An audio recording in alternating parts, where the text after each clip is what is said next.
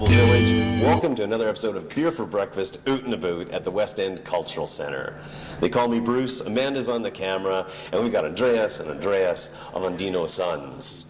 In 1973, September 11th to be precise, Pinochet, with the help of Nixon, overthrew the democratically elected president. Almost 250,000 people fled, and some of them ended up in, of all places, Regina. On behalf of Canada, we are sorry. That being said, out of this singularity of horror and inhumanity, a lot of great art has come from it, including now 3 albums. Congratulations on the new one, Madeira. Thanks so much. And the Western Canada nomination on the previous one. Yes. And Never Give Up the Fight. Talk to us about the outcome, how art comes from this horror. As the news right now is all about the refugee status and people that are fleeing other areas of the world.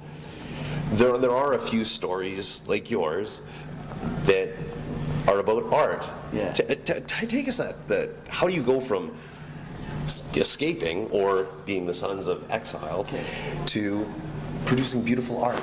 Okay, so both me and Andres, our fathers were political prisoners in Chile during the 1970s. When we get to Canada, these people are shell-shocked and they're missing home and they can't go back home. So how are they going to hold on to their culture was through song and dance. And that's how we grew up, was like every weekend and during the weekdays with our parents, with the Chilean community, getting together, singing songs and dancing. Because what really elected Allende in the 70s was this movement of artists, laborers, the unions. But the music scene at that time was called the New Song Movement. And it was a really a movement full of social justice messages. So our parents, they were already into that kind of music. So, I mean, that's been bred into us from day one. And the result is that we're just kind of carrying the torch. We're kind of mixing the old with the new. And the music, you're not always political. There are songs about boys and girls and life and everything.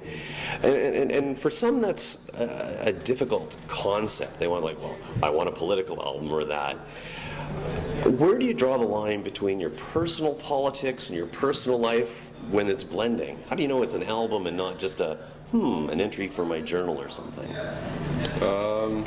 Well, it just comes about like when we're having a good time, like when we're jamming is probably one of our highlights of the week, right? So we're talking about different things, whether it's politics or then we have different personalities in the band with people with multiple characters, let's say, that come out sometimes. So, I mean, we kind of try to combine everything that's part of life and not just the serious, because that's not the only part of life. Right? Like, even though we have this past and we want to kind of present that and kind of present different issues that are happening right now, we still want to keep it light to some extent because life's short, man. You can mix love and politics, right? On the second album, It's Time to Rise, there's a song called Freedom Fighter. And there's a sassy woman from the left side. Well, of course we're attracted to those sassy women from the left side. So those love songs are with women that are kind of thinking the same as us. I mean, it's not like, I'm going on dates with the CEO's daughter. I'm going on dates with the socialist women that are fighting the cause and keeping it going. So, anyways, I'm married, by the way, so I went on dates. Hands off, ladies. Stay with your own mans. Great dancing music.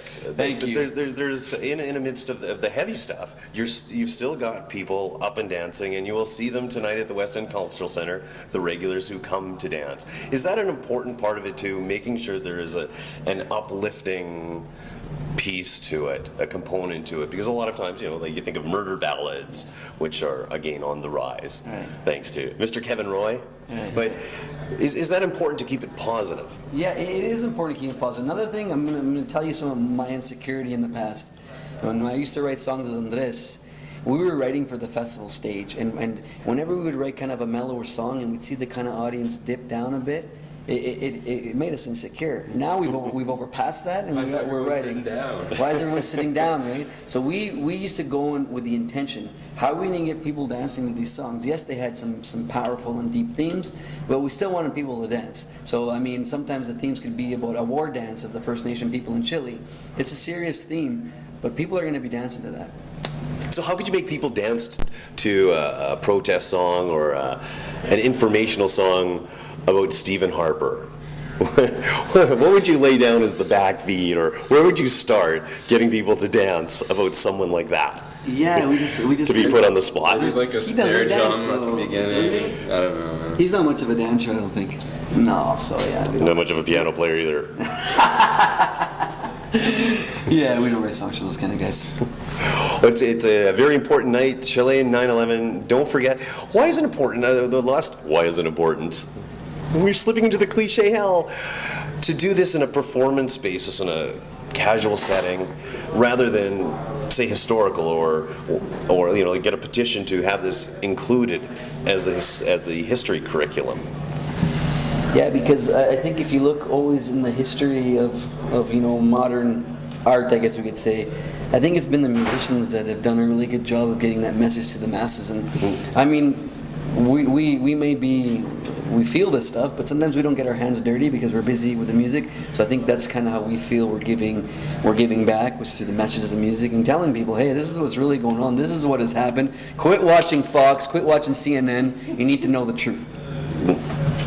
Amen to that. Andreas from Andino Suns, thank you for joining us today. This has been another episode of Beer for Breakfast, Oot N Aboot. Until we meet again, be good, have fun, stay motivated.